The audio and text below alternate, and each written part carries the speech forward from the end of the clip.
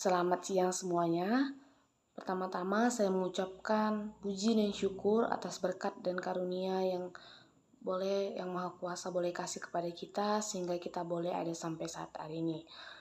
Baiklah, pertama-tama saya memperkenalkan diri. Nama saya Medani Suryanta dengan NPN 19521058. Saya kuliah di Universitas Islam Riau, Fakultas Ekonomi jurusan Manajemen.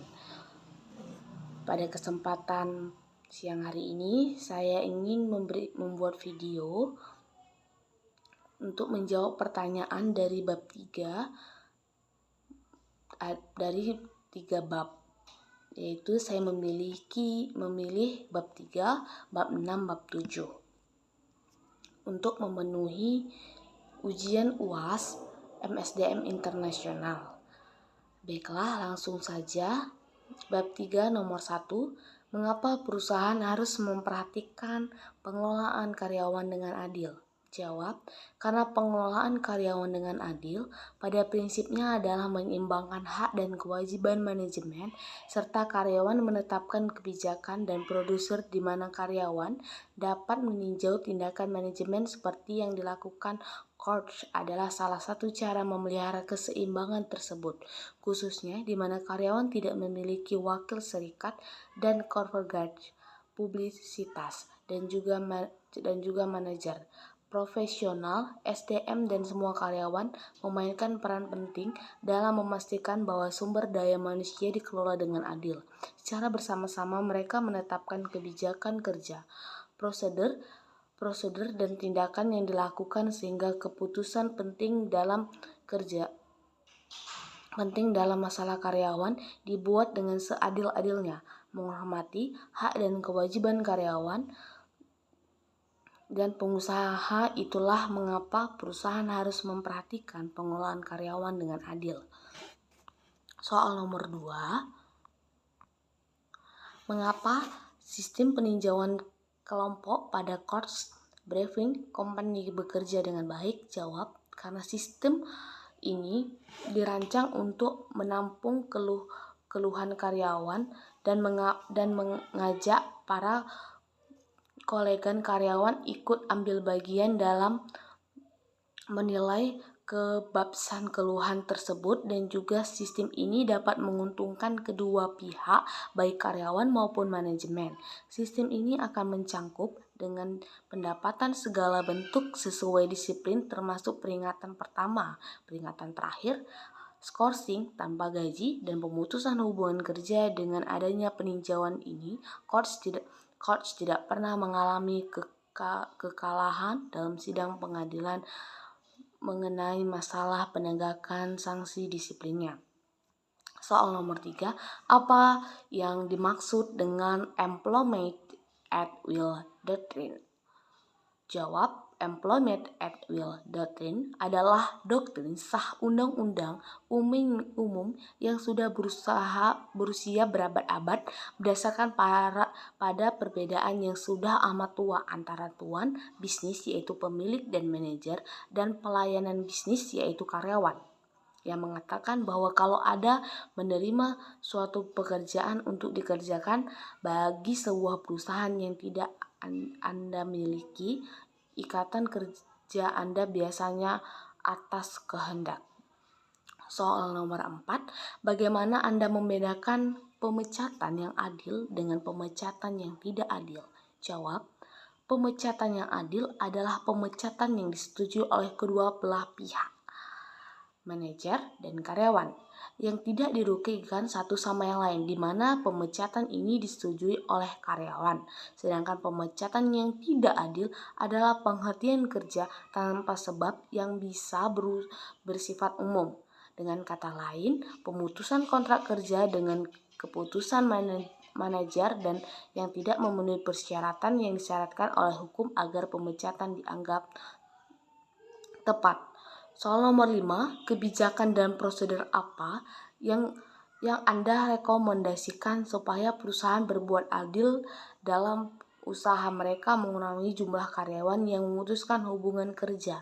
Jawab, Yang pertama, mengadakan musyawarah ketika terjadi pengurangan jumlah karyawan dan memutuskan hubungan kerja. Pertama kali yang harus ditempuh adalah dengan melakukan musyawarah oleh kedua belah pihak, yaitu pihak karyawan dan perusahaan. Musyawarah ini bertujuan untuk mendapatkan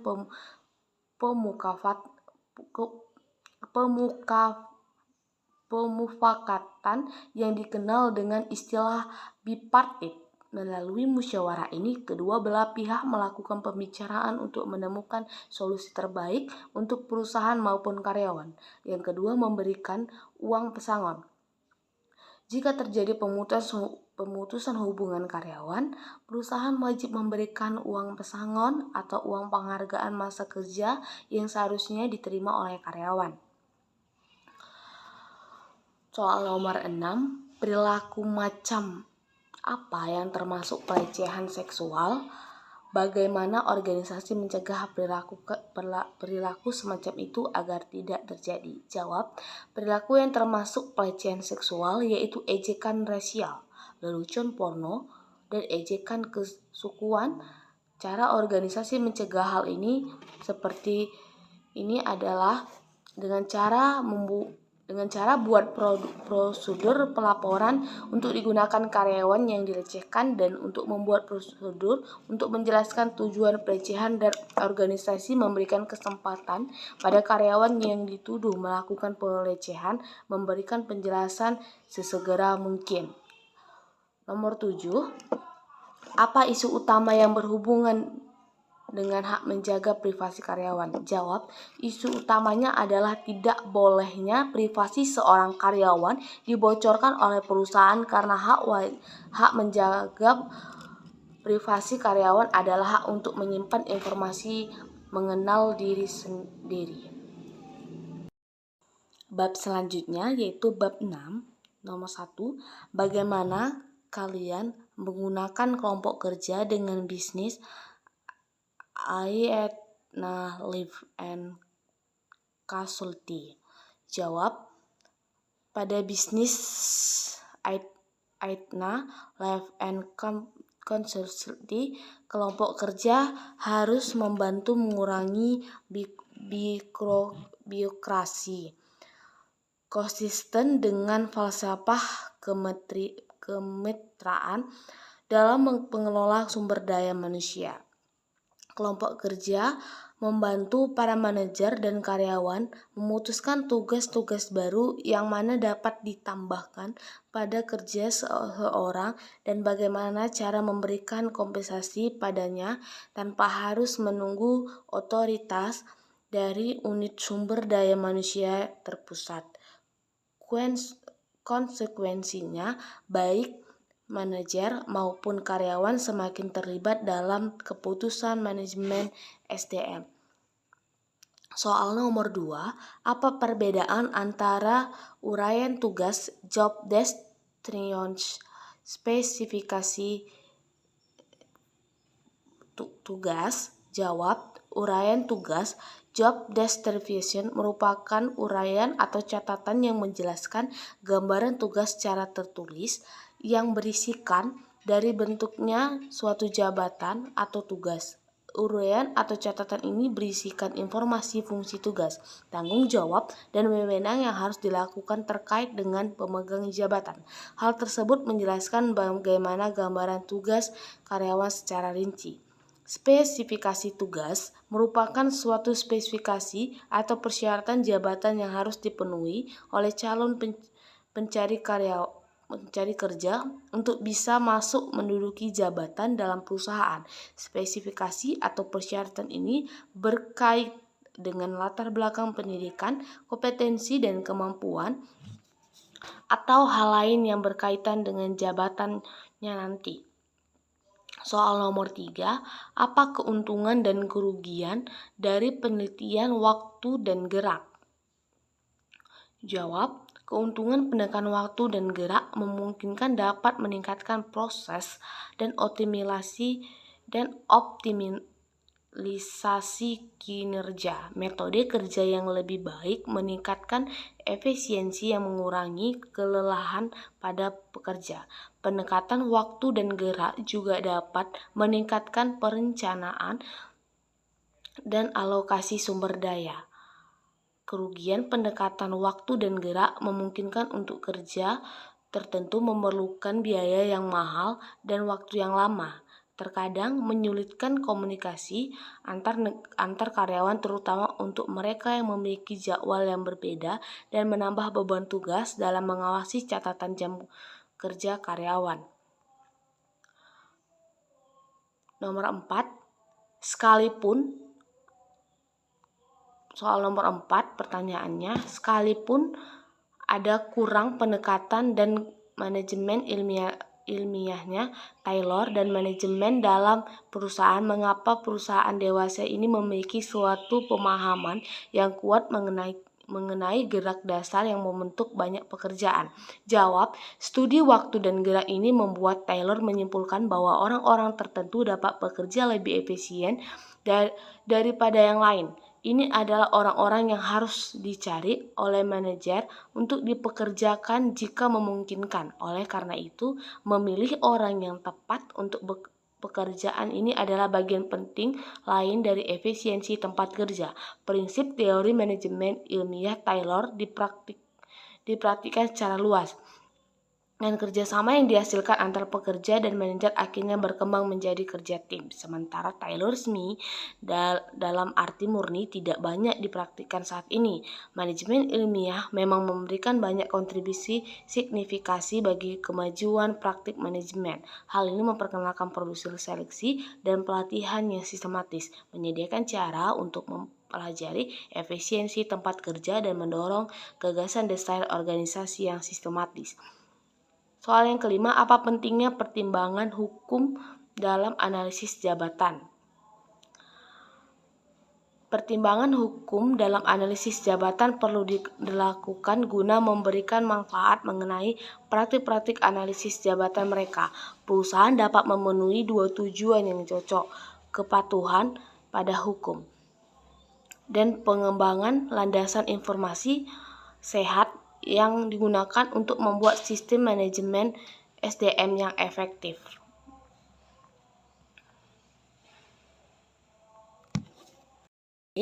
Bab yang terakhir adalah bab 7. Pertanyaannya, nomor 1, apakah rekrutmen lebih penting bagi perusahaan seperti Microsoft dibandingkan bagi perusahaan seperti General Motors? Jelaskan. Rekrutmen merupakan serangkaian kegiatan yang penting oleh setiap perusahaan untuk digunakan dalam mendapatkan pelamar kerja yang memenuhi syarat. Rekrutmen meliputi upaya pencarian sejumlah calon karyawan yang memenuhi syarat dalam jumlah tertentu, sehingga dari mereka perusahaan dapat menyeleksi orang-orang yang paling tepat untuk mengisi lowongan pekerjaan yang ada. Rekrutmen tidak hanya menarik minat seseorang untuk bekerja pada perusahaan tersebut, melainkan juga memperbesar kemungkinan untuk mempertahankan mereka setelah bekerja. Jadi, rekrutmen sama-sama penting bagi perusahaan Microsoft dari perusahaan General Motors untuk keberlangsungan hidup perusahaan dalam jangka panjang dan sekaligus keberhasilan perusahaan. Soal nomor 2, apa tujuan rekrutmen? Bagi tujuan ini mempengaruhi kegiatan lain perusahaan. Jawab, tujuan umum dari rekrutmen adalah menyediakan suatu pool yang berisikan para calon karyawan yang memenuhi syarat dan kemungkinan besar akan terpilih dan ditempatkan. Untuk mencapai tujuan ini, perusahaan perlu melakukan kegiatan kunci seperti menentukan kebutuhan jangka pendek dan jangka panjang perusahaan dalam hal jenis pekerjaan dan levelnya dalam perusahaan. Terus berupa memperoleh informasi perkembangan kondisi pasar tenaga kerja. Menyusun bahan-bahan rekrutmen yang efektif, menyusun program rekrutmen yang sistematis, lebih terpadu, mendapatkan pool calon karyawan yang berbobot atau memenuhi syarat, catatan, jumlah, dan kualitas pelamar, dan melakukan tindak lanjut pada para calon karyawan baik yang diterima maupun ditolak guna mengevaluasi efektifnya tindakan rekrutmen yang dilakukan. Soal nomor 3, bandingkan dan bedakan metode falsafah rekrutmen dari Coop Insurance dan AIG. Jelaskan kesamaan dan perbedaannya. Jawab. Perusahaan Coop Insurance dan AIG merupakan perusahaan yang paling menguntungkan di kalangan industri asuransi. Dalam proses rekrutmen Coop Insurance dan AIG didasarkan secara langsung pada pengetahuan dan keterampilan para calon karyawan. Coop Insurance tidak menciptakan pasar baru atau memperluas lewat harga murah, melainkan mencoba menemukan risiko yang paling kecil yang akan memberikan pendapatan tinggi dari premi. Sedangkan AIG menciptakan ratusan anak perusahaan yang masing-masing mempunyai target pasar yang spesifik.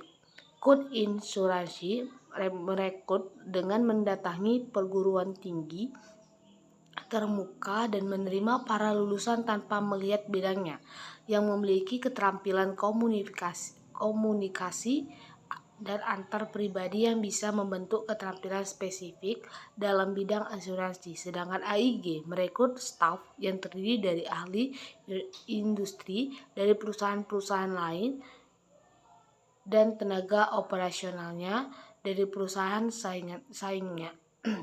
Coop Insurance melakukan pelatihan secara insentif dan tes bagi calon karyawan sebelum bekerja, sedangkan AIG hanya mengandalkan karyawan yang berpengalaman. Soal nomor 4, bagaimana perencanaan sumber daya manusia memberi adil dalam rekrutmen yang efektif? Apa peran manajer? Apa peran manajer ini dan manajer sumber SDM pada masing-masing kegiatan ini? Rekrutmen yang efektif dicapai dengan tetap meningkatkan pertimbangan hukum. Perusahaan harus merekrut pelamar yang secara potensial memenuhi syarat dan jumlah yang memadai, sehingga orang yang dipilih benar-benar sesuai dengan pekerjaannya.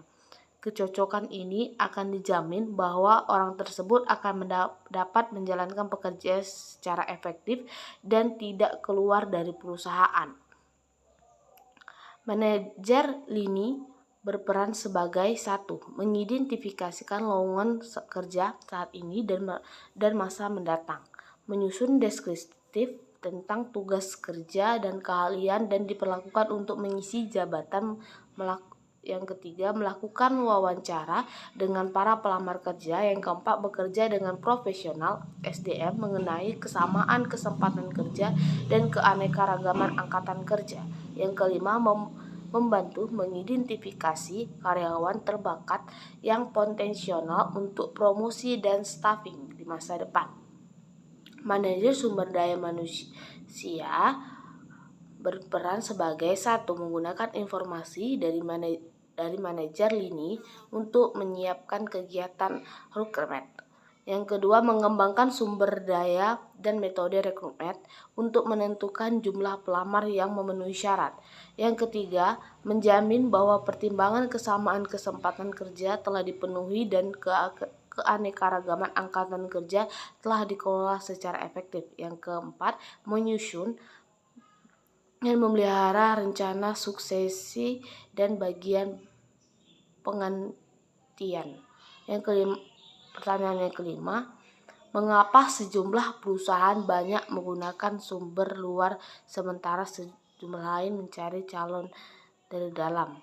Ada beberapa kemungkinan sejumlah perusahaan banyak menggunakan sumber luar.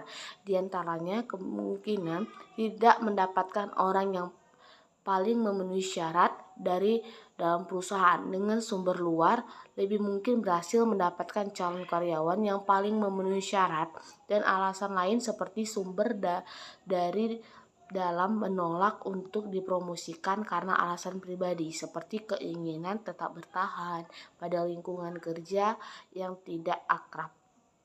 Namun, bagi sejumlah perusahaan mencari calon dari dalam jauh lebih hemat dalam soal waktu maupun dana.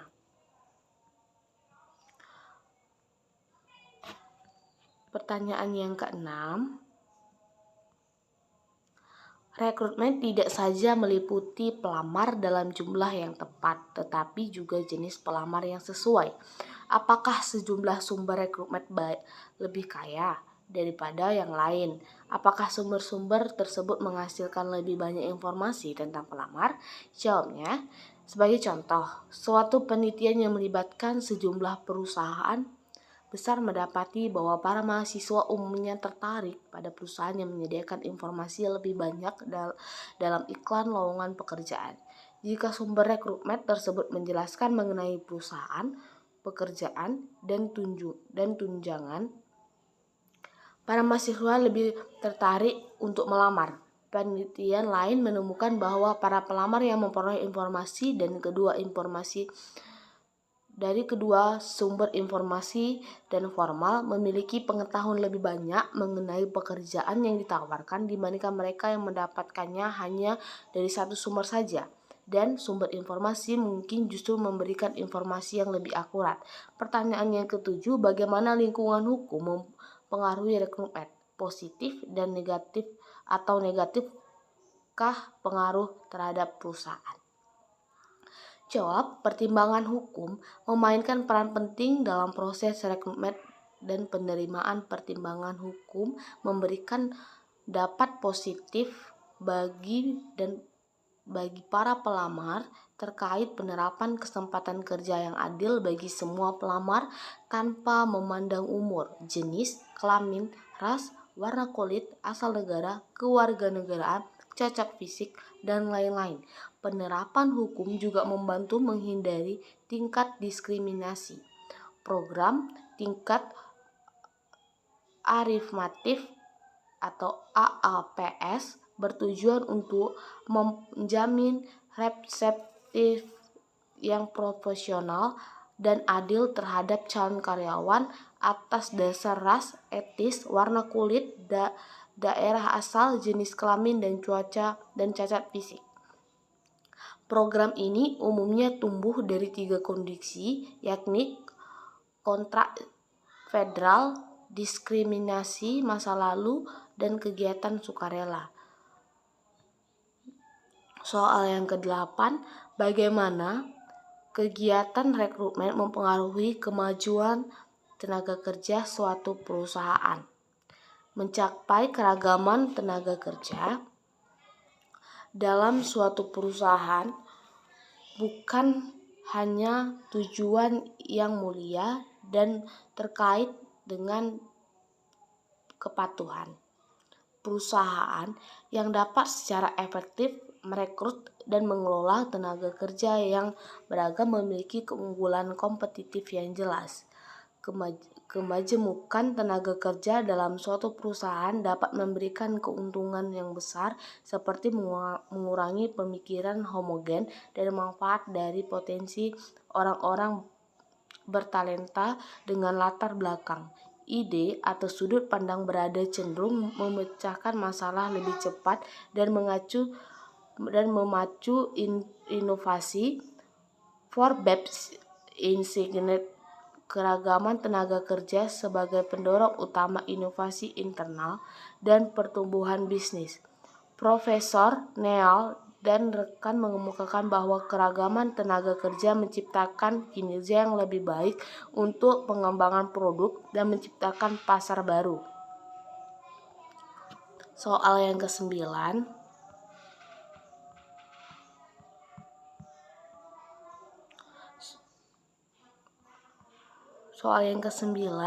bagaimana perusahaan dapat meningkatkan daya tariknya bagi pelamar kerja yang potensial?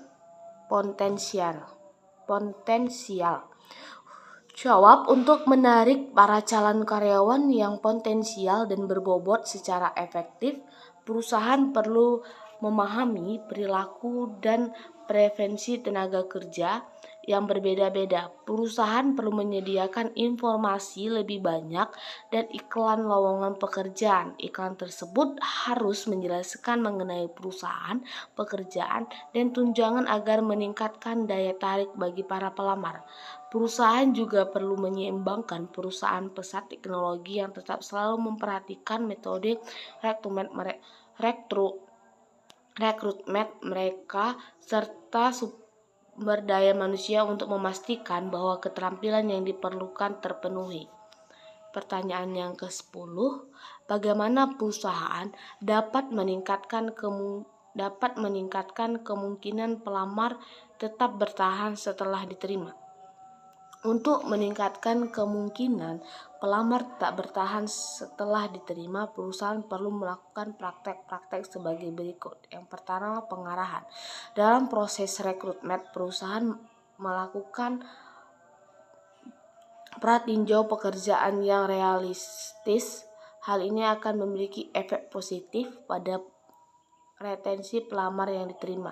Yang kedua, sosialisasi. Praktek sosialisasi menggunakan program orientasi dan asimilasi strategis dapat membantu karyawan baru tetap bertahan di perusahaan. Yang ketiga, pelatihan dan pengembangan. Dengan memberikan kesempatan untuk mempengaruhi keterampilan, mereka akan cenderung tetap bertahan. Yang keempat, kompensasi dan penghargaan. Memberikan kompensasi dan penghargaan memungkinkan tingginya tingkat kepuasan karyawan baru sehingga kemungkinan karyawan untuk tetap bertahan cukup tinggi. Yang kelima, pengawasan. Pengawasan yang adil oleh supervisor memungkinkan karyawan baru tetap bertahan. Yang keenam, keterlibatan karyawan. Karyawan yang terlibat puas menikmati pekerjaan mereka dan organisasi percaya bahwa pekerjaan mereka penting memungkinkan karyawan baru akan tetap bertahan. Pertanyaan untuk nomor 11, bagaimana perusahaan di Jepang melakukan rekrutmen? Jawab, di Jepang perusahaan melakukan rekrutmen dengan cara rekrutmen pada lulusan perguruan tinggi secara tradisional sekali dalam setahun. Dalam sebuah rekrutmen langsung perusahaan, para dosen perguruan tinggi memainkan peran dominan. Perusahaan meminta dosen merekomendasikan sedemikian banyak mahasiswa dengan kualifikasi tertentu dalam bidang-bidang tertentu. Proses seleksi tergantung pada kelompok bidang kerja mahasiswa di masa depan. Para administrator yang bercita-cita tinggi diminta untuk melamar secara langsung pada perusahaan. Evaluasi para kandidat dengan pengecekan latar belakang yang dilakukan oleh penyelidikan swasta yang mewawancarai tetangganya atau kenalannya, mengecek catatan kepolisian setempat serta meneliti riwayat keluarganya. Mereka yang lolos babak terakhir wawancara kemudian diundang untuk mengikuti tes masuk. Tes biasanya pertanyaan esai yang mengenai keluarga, karir, tujuan hidup, dan kekuatan dan kelemahan calon karyawan. Yang terakhir, soal nomor 12. Alternatif apa yang dimiliki perusahaan Amerika untuk penetapan staf di Meksiko? Jawab, melakukan staffing pada jabatan tingkat atas tidaklah mudah. Untuk memulainya, perusahaan Amerika Serikat menanyakan kepada apakah bersedia bekerja secara lokal atau bersedia bekerja secara ekspatriat. Suatu hal yang perlu dipertimbangkan adalah bahwa menurut Undang-Undang Tenaga Kerja Meksiko, karyawan perusahaan asing yang bukan orang Meksiko tidak boleh lebih dari 10%. Oleh karena itu, perusahaan AS atau Amerika Serikat mungkin memutuskan untuk menggunakan tenaga lokal, namun memusatkan perhatian pada pasar tenaga kerja Meksiko untuk jabatan tingkat tertinggi menjadi tantangan karena tingkat pendidikan yang umum rendah di Meksiko. Baiklah, sekian dari penjelasan saya tentang menjawab pertanyaan-pertanyaan mulai dari bab 3, bab 6, dan 67. Apabila ada terdapat kesalahan kata, saya mohon maaf. Dengan sepenuh hati saya mohon maaf, karena kita sebagai manusia tidak luput dari namanya kesalahan. Untuk itu saya mohon bantuan teman-teman untuk meng-like video dari yang saya buat ini. Saya mengucapkan terima kasih banyak buat semua yang nonton, bahkan buat semua yang lihat. Semoga bermanfaat bagi para pembaca ataupun bagi para pendengar. Terima kasih sebelumnya. Saya mengucapkan selamat siang.